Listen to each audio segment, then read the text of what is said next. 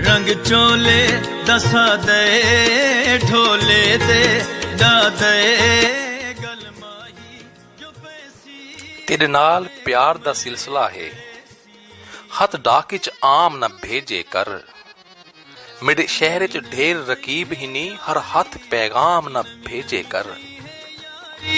छुट्टी देवे हुण बहु सारी न झिझका, साफ साफ साहब नू दसा।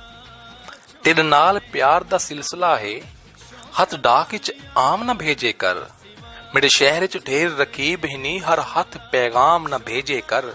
दिल मूंज तेरी नहीं सह सकदा, एदे सख्त कलाम न भेजे कर। जदा याद आवी ता मिल गया कर, सरेआम सलाम न भेजे कर।